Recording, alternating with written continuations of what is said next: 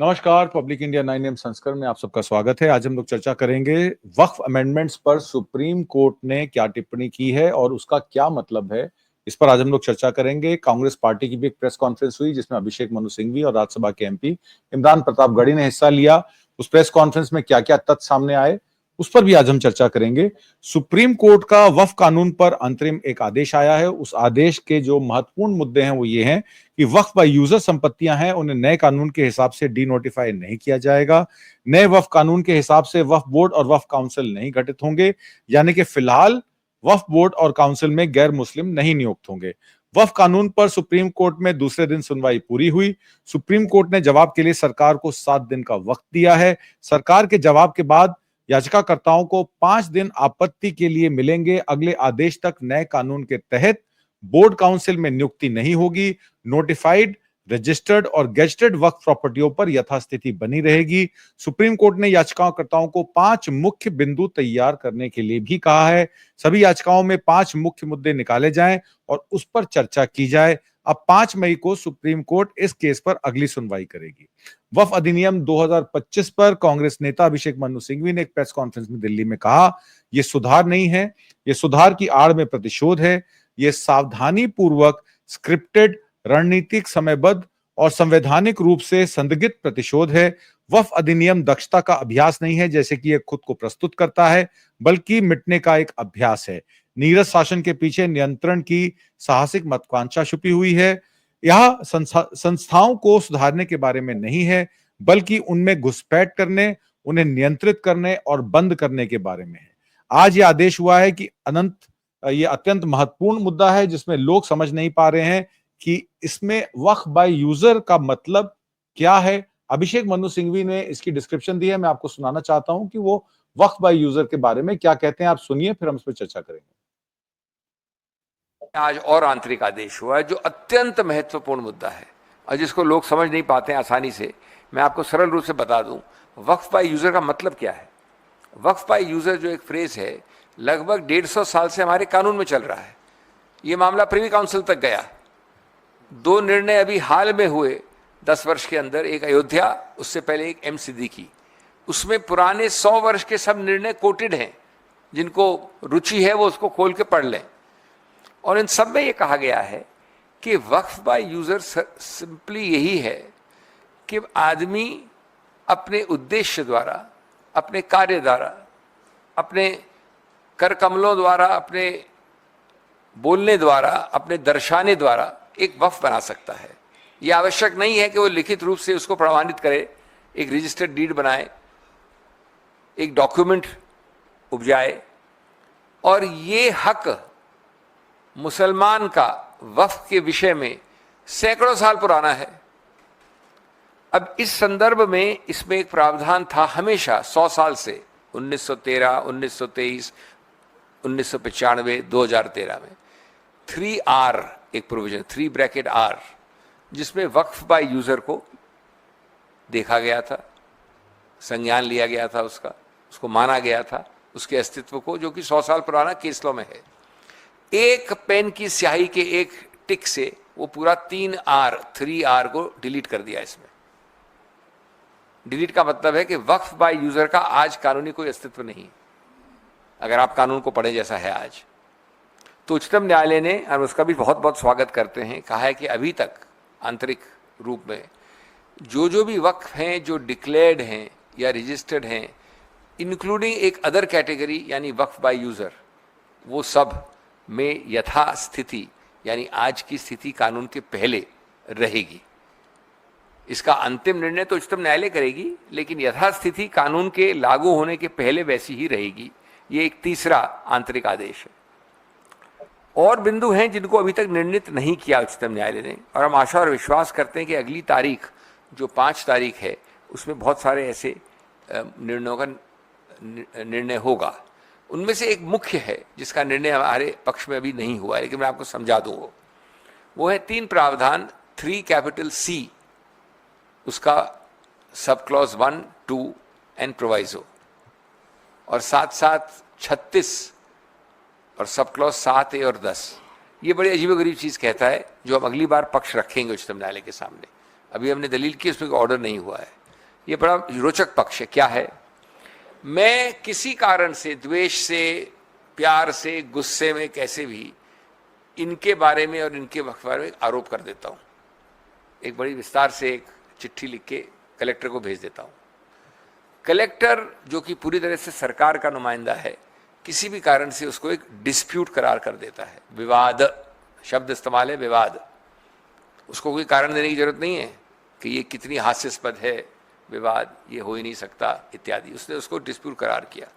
जैसे ही वो डिस्प्यूट करता है तो 3 प्रावधान आ जाते हैं, अजीबोगरीब प्रावधान। पहला प्रावधान कि जब तक वो कलेक्टर जो 100% सरकार का नुमाइंदा है, वो उस विवाद को निर्णित नहीं करे, तब तक ये पक्ष जो मिस्टर इमरान प्रतापगढ़ी का है वो वक्फ नहीं माना जाएगा। वक्फ, वर्ड्स एग्जैक्ट पढ़ दूं मैं आपको, shall not be treated as waqf property. जब तक कब? जब तक मैं कलेक्टर निर्णित कर रहा हूं। और याद रहे, कलेक्टर सिर्फ नुमाइंदा सरकार का नहीं है। बहुत सारे ऐसे विवाद हैं जहां पर सरकार ने ही वक्फ की जमीन पे इंक्रोचमेंट कर दिया है।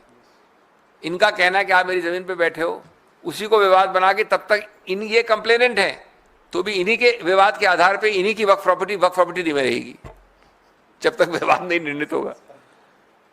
ये आपको विश्वास है तो आप उठा के पढ़ लीजिए। इसमें 3C कैपिटल 2 ब्रैकेट प्रोवाइजो। अब इसके 2 और परिणाम हैं। दूसरा परिणाम है कि अगर आप विवाद के अंदर हो तो अगर चाहे भी मिस्टर प्रतापगढ़ी तो भी जाकर इसको रजिस्टर नहीं करवा सकते, क्योंकि विवादित है। तो रजिस्ट्रेशन प्रतिबंधित है। जो ये एक्ट चाहता है कि रजिस्टर हो, लेकिन साथ साथ दूसरे आवाज में कहता है कि जब तक ये विवाद तब तक रजिस्टर नहीं कर सकते, कोई रजिस्टर करेगा नहीं। और तीसरा, जब तक आप रजिस्टर नहीं करेंगे तो आप किसी कोर्ट कचहरी नहीं जा सकते।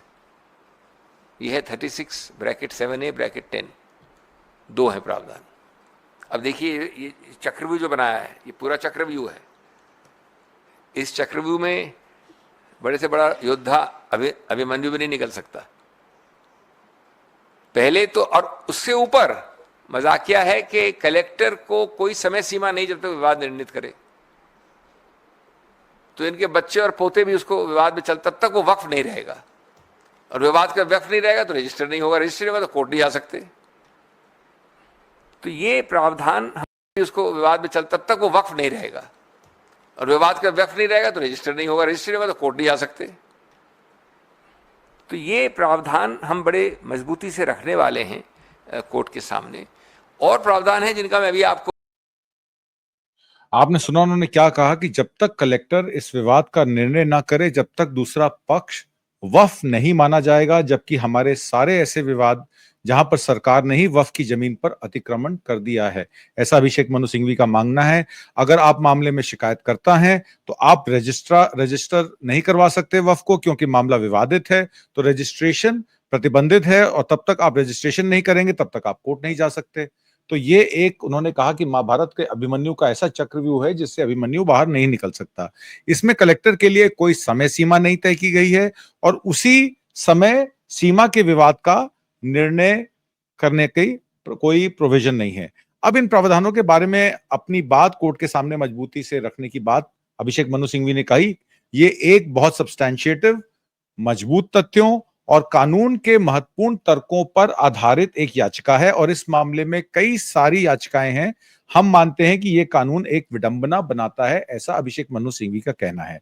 इस मामले को सिर्फ मुसलमान या अल्पसंख्यक की नजर से ना देखा जाए, सही नहीं होगा। यह मामला निश्चित रूप से उनके संबंध का है, लेकिन यह संविधान की आत्मा का भी सवाल है। अगर आज एक समुदाय के धार्मिक संस्थानों पर कब्जा हो सकता है तो कल हर अल्पसंख्यक संस्था खतरे में होगी, ऐसा उन्होंने कहा। और क्या कहा यह भी आप सुनिएगा, फिर मैं आपका विश्लेषण इसका करता हूं। कि ये एक लक्ष्य से प्रेरित, एक लक्षित अतिक्रमण है। और मैंने इसमें आज भी लिखा है, आज ही छपा है उसके विषय में, लेकिन आपको संक्षिप्त बताना चाहता हूं मैं कानूनी रूप से अब। और मैं ज़्यादा इस वक्त अब राजनीति से कानून की तरफ जा रहा हूं और वापस स्पष्ट कर रहा हूं कि मैं किसी रूप से उच्चतम न्यायालय की दलीलों के ऊपर कोई निर्णय नहीं दे रहा हूँ, कोई प्री जजिंग नहीं कर रहा हूँ, लेकिन जो दलीलें हैं हमारी, उनका क्या तर्क है, उनका क्या उद्देश्य है, उनका क्या मतलब है, वो आपको समझाने की और आपके जरिए देश को समझाने का प्रयत्न कर रहा हूँ। जैसा मैंने कहा कि ये स्वायत्त के इतना विरुद्ध है कि स्थापित न्यायिक सिद्धांत जितने भी हैं 1950 और 60 के दशक से, उन सब का हनन करता है और इसको उन सबको कुचलता है प्रशासनिक कार्यकुशलता के नाम पर। पहला, मैं 7-8 बिंदु आपको जल्द से गिनवा देता हूं। पहला, 2 अनुच्छेद हमारे पार्ट 3 में मानव अधिकार के विशेष रूप से बहुत महत्वपूर्ण हैं। पार्ट 3 जिसको मानव अधिकार का वर्ग कहते हैं, उसमें सभी बहुत महत्वपूर्ण प्रावधान हैं, लेकिन विशेष रूप से 25 और 26 बड़ा स्पष्ट रूप से कहता है कि हर व्यक्ति को पूरा अधिकार क्षेत्र स्वायत्त है कि वो निर्वाह करे, अभ्यास करे, प्रसारित करे, प्रचार करे अपने धर्म को, और अपने धर्म से संबंधित संस्थाओं को चलाए, मैनेज करे, उसमें बैठे, उसमें चुनावित हो, इत्यादि इत्यादि। कोई ये नहीं कह रहा है कि ये अधिकार जो संवैधानिक अधिकार हैं ये पूरे एब्सोल्यूट हैं, इनमें कोई सीमा नहीं है। सीमा भी लिखी गई है संविधान में, 3 सीमाएं लिखी गई हैं। पब्लिक ऑर्डर, सार्वजनिक व्यवस्था यानी बदले कोई, स्वास्थ्य हेल्थ, और नैतिकता मोरालिटी। ये 3 शब्द संविधान ने खुद ने डाल दिए प्रतिबंध के रूप से। और आप देखेंगे, जैसे मैं बताता हूं आपको उदाहरण के तौर पे, कि ये 3 दूरगामी रूप से भी कोई संबंध नहीं रखते वक्फ एक्ट से। कोई इसमें ऐसा प्रावधान नहीं है जो सार्वजनिक कानूनी व्यवस्था को बचाने के लिए किया गया हो। कोई इसमें ऐसा प्रावधान नहीं जो स्वास्थ्य के लिए किया गया हो। कोई इसमें ऐसा प्रावधान नहीं है जो सार्वजनिक नैतिकता या पब्लिक मोरालिटी के लिए किया गया हो।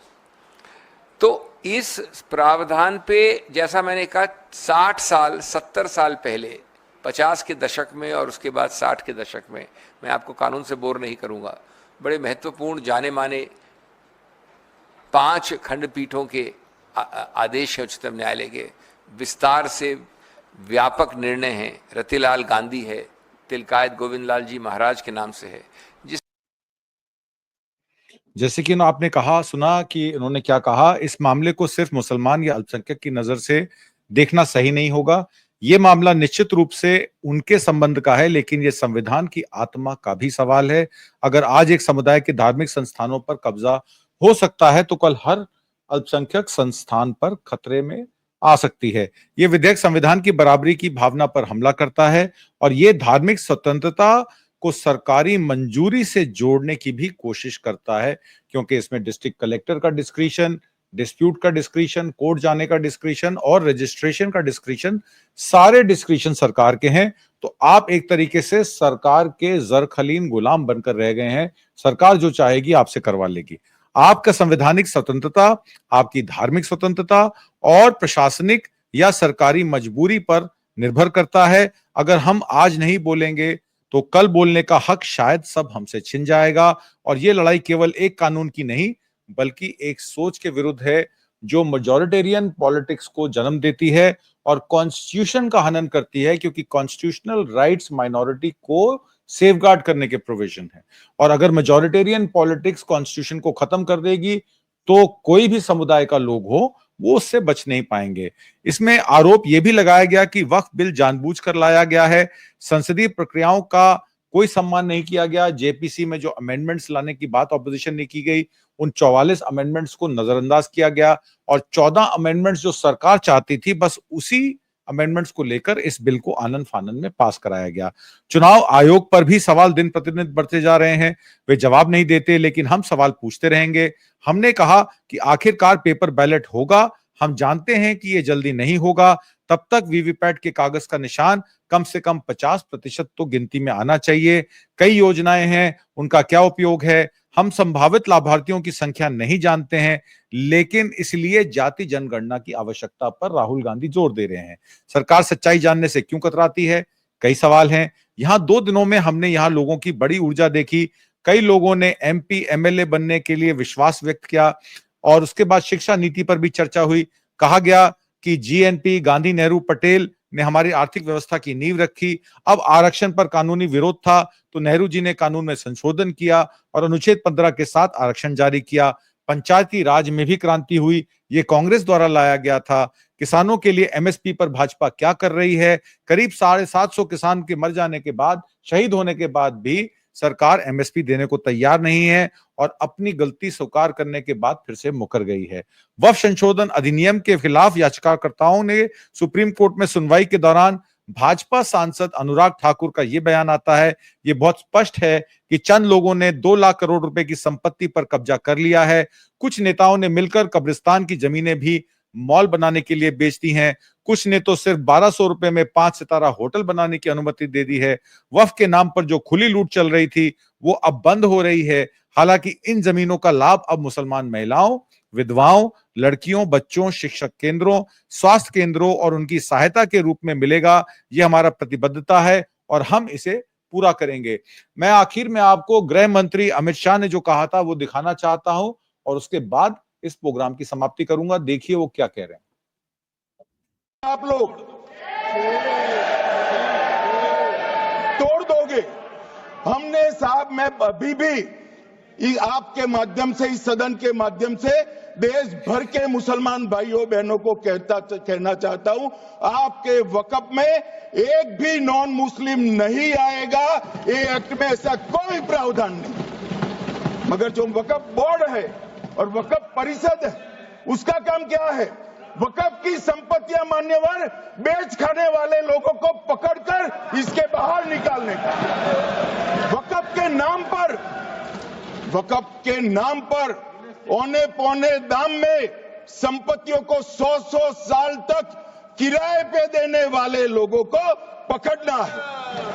वक्फ का जो पैसा होता है, इनकम जो गिरती जा रही है, जिसके माध्यम से माइनॉरिटी का विकास करना है, माइनॉरिटी को आगे बढ़ाना है, इस्लाम धर्म की सारी धार्मिक संस्थाओं को पुख्ता करना है। ये पैसा जो चोरी होता है ना, उसको पकड़ने का काम वक्फ बोर्ड, वक्फ परिषद करे। और जैसा कि आपने देखा, उन्होंने कहा कि ये पैसा चोरी जो होता है उसको वक्फ काउंसिल और वक्फ बोर्ड जो है वो पकड़ेगा। अब वक्फ काउंसिल और वक्फ बोर्ड में सरकार के आदमी बैठेंगे, डीसी के आदेश पर कार्रवाई होगी। तो आप समझ सकते हैं कि कॉन्स्टिट्यूशनल राइट्स के तहत, संविधान के राइट्स के तहत जो हमारे अख्तियार हैं, जो पार्ट 2-3 में ह्यूमन राइट्स हैं, रूल 25-26 के तहत right to religion, profess, public order, health, minority, इसका पूरा कच्चा चिट्ठा जो है वो सरकार अपने हिस्से में लेना चाहती है और डीसी और अपने वक्फ काउंसिल और वक्फ बोर्ड के थ्रू लोगों का अतिक्रमण करना चाहती है। वक्फ अधिनियम पर सुप्रीम कोर्ट के अंतरिम आदेश पर कांग्रेस नेता राशिद अलवी ये भी कहते हैं, हमें सुप्रीम कोर्ट से उम्मीद थी, सरकार वक्फ संपत्तियों को डिनोटिफाई नहीं कर सकती और वक्फ परिषद में नई नियुक्तियां नहीं कर सकती। सुप्रीम कोर्ट ने रोक लगा दी है क्योंकि सरकार को 1 सप्ताह का समय चाहिए था। मुझे यह देखकर आश्चर्य हुआ कि वही सरकार जो इस वक्फ अधिनियम की प्रशंसा करती है, उसे इसका बचाव करने के लिए 1 सप्ताह का समय चाहिए। पूरा विपक्ष और पूरा मुस्लिम समुदाय इस वक्फ अधिनियम के खिलाफ है और निश्चित रूप से सुप्रीम कोर्ट इस अधिनियम के खिलाफ फैसला देगी। कांग्रेस नेता इमरान प्रतापगढ़ी ने वक्फ संशोधन विधेयक 2025 पर सुप्रीम कोर्ट की सुनवाई पर कहा, सुझाव दिए गए हैं, संसद में इस पर चर्चा हुई है, लेकिन विपक्ष की आवाज को नजरअंदाज कर दिया गया है। मुझे खुशी है कि सुप्रीम कोर्ट ने कुछ संशोधनों पर आंतरिम रोक लगाने का प्रस्ताव दिया है। मैं इस फैसले का स्वागत करता हूं। मुझे उम्मीद है अगली सुनवाई यानी कि 5 मई को सुप्रीम कोर्ट और भी अहम फैसले लेगा। ये कानून संविधान विरोधी है और सुप्रीम कोर्ट का फैसला उम्मीद जगाता है। उम्मीद करता हूं आपको आज का कार्यक्रम पसंद आया होगा। कमेंट बॉक्स में जरूर लिख के भेजिएगा। हम आप तक सही सूचना सही समय पर सही तरीके से पहुंचाने के लिए प्रतिबद्ध हैं। नमस्कार, जय हिंद।